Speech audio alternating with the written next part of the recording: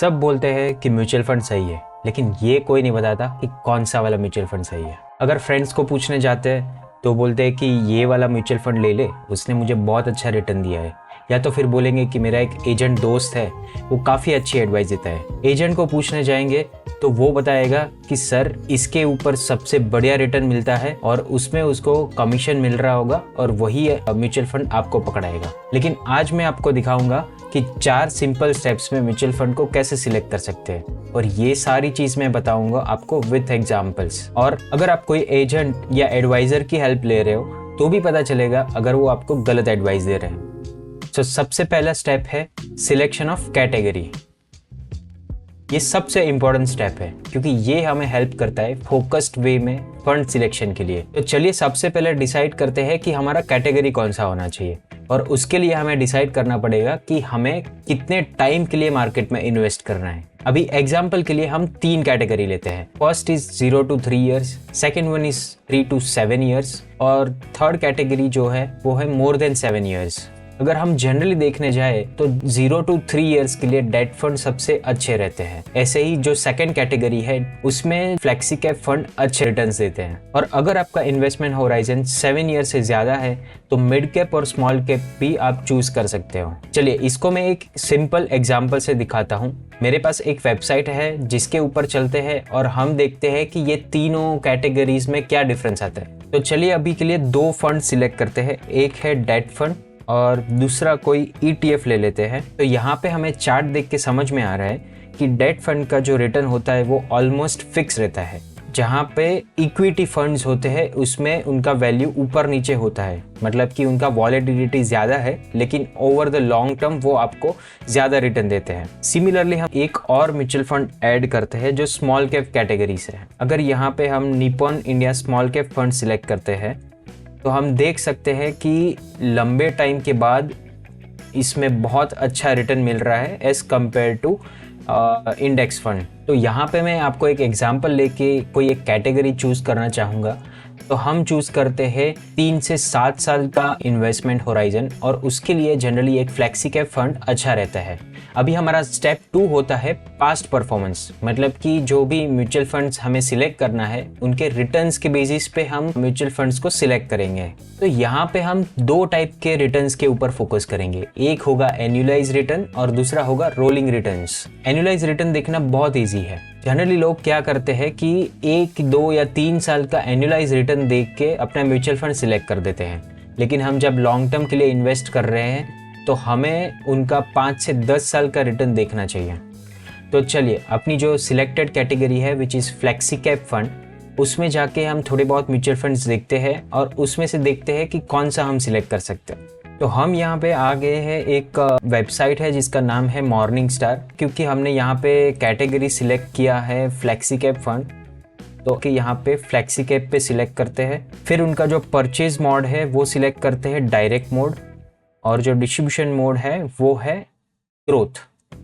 अभी काफ़ी लोग जब स्टार्टिंग में म्यूचुअल फंड सिलेक्ट करना चाहते हैं तब वो ये गलती करते हैं कि वो अपना म्यूचुअल फंड रेगुलर मोड से बाई करते हैं, ना कि डायरेक्ट मोड से।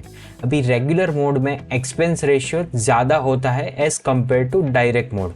अभी एक्सपेंस रेशियो क्या होता है और वो कैसे आपके म्यूचुअल फंड्स के रिटर्न को इम्पैक्ट करेगा वो हम थोड़ी देर में आगे वीडियो में देखेंगे, ठीक है। फिर यहाँ पे आ जाते हैं और देखते हैं कि लॉन्ग टर्म परफॉर्मेंसेस कैसे है ये सारे के सारे म्यूचुअल फंड्स के।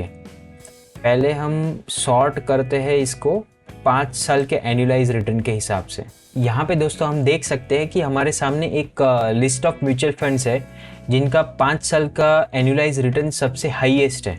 Quant flexi fund, HDFC flexi fund, bank of India, GM flexi fund, Franklin India, Parag Parikh, Edelweiss, ये सारे के सारे जो म्यूचुअल फंड्स है उन्होंने मोर देन 20% का रिटर्न दिया है। और ये सारे के सारे जो म्यूचुअल फंड्स है उसको हम और थोड़ा डिटेल में देख के बाद में सिलेक्ट कर सकते हैं कोई एक म्यूचुअल फंड जो हमारे लिए सबसे बेस्ट रहेगा। ज़्यादातर लोग क्या करते हैं कि जो भी बेस्ट म्यूचुअल फंड रहता है वही जाके सिलेक्ट करते हैं और उसमें इन्वेस्ट करना स्टार्ट कर देते हैं। हमें ये गलती नहीं करना है, हम और भी थोड़ी डिटेल्स देखते हैं और उसके बाद डिसाइड करते हैं कि कौन सा बेस्ट म्यूचुअल फंड है। अभी एनुअलाइज रिटर्न जब हम देखते हैं तो वो सिर्फ हमें एक स्टोरी बताता है कि 5 साल में क्या हुआ है या फिर 10 साल में क्या हुआ है, लेकिन उसके बीच वाले जो भी ईयर्स है उसमें उन्होंने कैसा परफॉर्मेंस किया है उसका हमें कुछ अंदाज़ा नहीं है। हमें ऐसे म्यूचुअल फंड्स चाहिए जो कंसिस्टेंटली सारे साल में अच्छा रिटर्न्स दे रहे हैं। ऐसा ना हो जाए कि आपने कोई एक साल में इन्वेस्ट किया क्योंकि पास्ट परफॉर्मेंस अच्छा था और उसके बाद उसी साल में या उसके बाद वाले साल में उसने अच्छा रिटर्न नहीं दिया है। तो इसमें हमें हेल्प करेगा रोलिंग रिटर्न्स।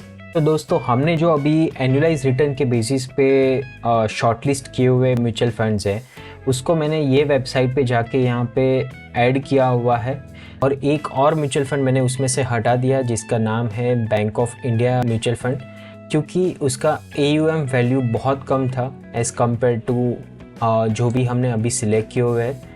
तो ये सारे अगर जो म्यूचुअल फंड्स है उसका अगर हम रिटर्न्स देखते हैं, रोलिंग रिटर्न फ्रॉम 2016 टू 2005, तो हमें यहाँ पे ये बहुत इम्पोर्टेंट डेटा मिलता है।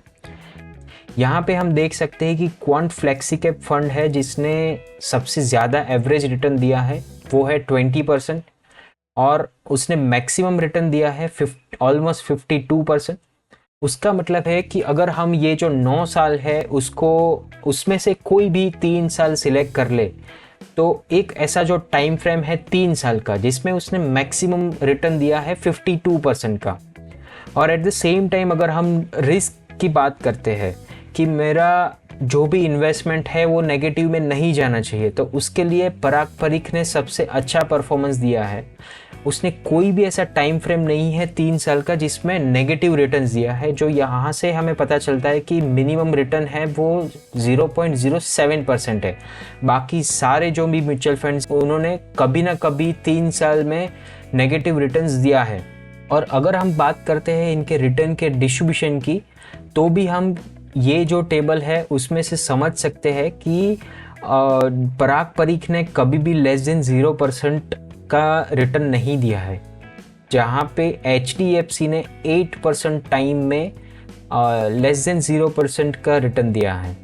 दूसरी चीज़ हमें ये भी पता चलती है कि अगर हम 10 to 20% का जो रिटर्न है उसमें देख सकते हैं कि पराग परीख और JM फ्लेक्सिकैप ने सबसे ज़्यादा टाइम्स यहाँ पे रिटर्न्स दिया है। मतलब उनका कोई भी अगर हम 3 साल का टाइम फ्रेम पकड़ ले तो उसमें से ज़्यादा पॉसिबिलिटी हो सकती है कि वो उनका रिटर्न 10 to 20% के बीच में रहा है। तो दोस्तों, यहाँ से हम देख सकते हैं और डिसाइड कर सकते हैं कि अगर हम रोलिंग रिटर्न के बेसिस पे जब हमारे म्यूचुअल फंड्स को देखते हैं तब हमें पता चलता है कि कौन सा म्यूचुअल फंड है जो कंसिस्टेंटली अच्छा परफॉर्म कर रहा है as compare to other mutual funds in the same category. तो यहाँ पे पराग परीख ऐसा फंड है जिसने कभी भी नेगेटिव रिटर्न नहीं दिया है जब हम मिनिमम 3 साल के लिए इन्वेस्ट करना चाहते हैं। तो ये सबसे अच्छा पिक होगा अगर हम पराग परीख फ्लेक्सिकैप फंड्स के साथ जा रहे हैं। और अगर आपका रिस्क एपेटाइट ज़्यादा है और आप थोड़ा ज़्यादा रिस्क लेके ज़्यादा रिटर्न लेना चाहते हो तो आप क्वांट फ्लेक्सिकैप फंड भी सिलेक्ट कर सकते हो। अभी स्टेप नंबर 3 में हम देखेंगे कि म्यूचुअल फंड के रेशियोज़ कैसे कंपेयर करते हैं। अभी तक हमने म्यूचुअल फंड्स का पास्ट परफॉर्मेंस देखा और उनके रिटर्न्स देखे, और उस हिसाब से हमने डिसाइड किया कि कौन से म्यूचुअल फंड्स अच्छे हो सकते हैं। लेकिन अगर हमें और डिटेल में देखना है तो रेशियोज़ हमें बहुत हेल्प कर सकते हैं। तो हम लोग आज 4 रेशियोज़ डिस्कस करेंगे। एक होगा expense ratio, second is alpha ratio, third one is beta ratio, और जो last one and fourth one is Sharpe ratio. सबसे पहले हम बात करते हैं एक्सपेंस रेशियो के बारे में। एक्सपेंस रेशियो जितना कम है उतना हमारे लिए और भी अच्छा है, मतलब कि उसका जो कॉस्ट है वो बहुत कम रहेगा हमारे लिए। दूसरा जो इम्पोर्टेंट रेशियो है वो है अल्फ़ा रेशियो। अल्फ़ा रेशियो हमें म्यूचुअल फंड के रिटर्न्स बताता है as compare to benchmark index. अगर कोई हम 2 सेम कैटेगरी के म्यूचुअल फंड का कंपैरिजन कर रहे हैं और किसी एक का अल्फ़ा रेशियो ज़्यादा है, उसका मतलब कि बेंचमार्क के कंपैरिजन में वो बहुत ज़्यादा अच्छा परफॉर्म कर रहा है। जो लास्ट के जो 2 रेशियोज है, बीटा रेशियो और शार्प रेशियो, वो मुझे बहुत ही पसंद है, क्योंकि उसमें से जो बीटा रेशियो है वो हमें वॉलेटिलिटी के बारे में बताता है। तो वॉलेटिलिटी मतलब जब शेयर मार्केट ऊपर नीचे होता है तो उसके साथ म्यूचुअल फंड्स भी कितने ऊपर नीचे होते हैं उसके बारे में हम थोड़ा और डिटेल में जान सकते हैं। अगर बीटा रेशियो का वैल्यू 1 है उसका मतलब कि जिस तरीके से मार्केट ऊपर नीचे हो रहा है वही सेम तरीके से म्यूचुअल फंड भी ऊपर नीचे होता है। मतलब कि जितना मार्केट वॉलेटाइल है उतना ही हमारा म्यूचुअल फंड भी वॉलेटाइल है। अगर बीटा रेशियो की वैल्यू <1 है उसका मतलब कि हमारे मार्केट के कंपैरिजन में म्यूचुअल फंड की वॉलेटिलिटी कम है। अगर मार्केट बहुत ऊपर जाएगा तो हमारा जो म्यूचुअल फंड है वो थोड़ा सा ऊपर जाएगा। और इसमें अच्छी चीज़ वो भी है कि जब मार्केट बहुत गिरता है शार्प तरीके से तब वो इतना इफेक्ट नहीं करता है म्यूचुअल फंड को। अगर बीटा रेशियो की वैल्यू 1 से ज़्यादा है तो उसका मतलब है कि वॉलेटिलिटी जो है उसकी बेंचमार्क इंडेक्स से ज़्यादा है। लास्ट एंड फाइनल रेशियो जो है कि शार्प रेशियो, अगर उसके बारे में हम बात करते हैं तो वो हमें रिस्क एंड रिवॉर्ड के बारे में थोड़ी इन्फॉर्मेशन देता है। जितना शार्प रेशियो का वैल्यू ज़्यादा है उसका मतलब कि वो कम रिस्क लेके ज़्यादा रिटर्न दे रहा है, तो वो अल्टीमेटली हमारे लिए अच्छा है। अगर हम उसके वैल्यूज़ के बारे में बात करें तो 1 से ज़्यादा किसी का शार्प रेशियो है तो वो एक्सेप्टेबल माना जाता है। जब शार्प रेशियो की वैल्यू 2 से ज़्यादा है तो बहुत अच्छा गिना जाता है।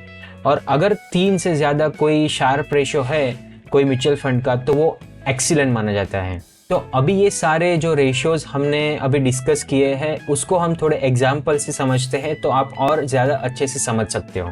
तो दोस्तों यहाँ पे मैं ईटी मनी वेबसाइट पे हूँ। ये काफ़ी अच्छा वेबसाइट है और यहाँ पे काफ़ी अच्छी तरीके से हम सारे के सारे रेशियोज़ को कंपेयर कर सकते हैं।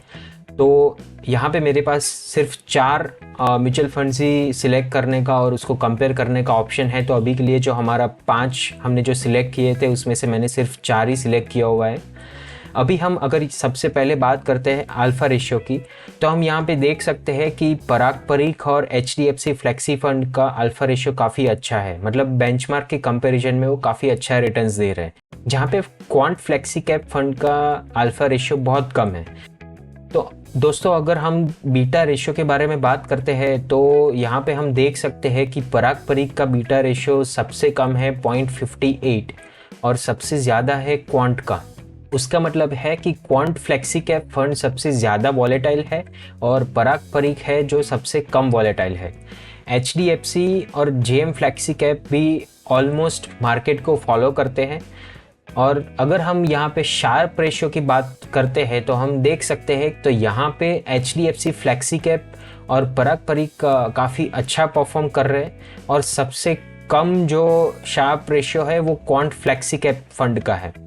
तो दोस्तों यहाँ पे अगर हम ये सारे जो 3 रेशियोज़ है जो हमें रिस्क मेजर्स दिखाते हैं अगर उनके कंपैरिजन किया जाए तो क्वांट फ्लेक्सी कैप फंड सबसे लास्ट में आ रहा है। तो हम एक काम करते हैं कि क्वांट फ्लेक्सी कैप फंड को अभी हमारे लिस्ट में से हटा देते हैं और उसकी जगह पे जो हमारा एक म्यूचुअल फंड बाकी बच गया था उसको यहाँ पे ऐड कर देते हैं। तो वो था Franklin India flexi cap fund.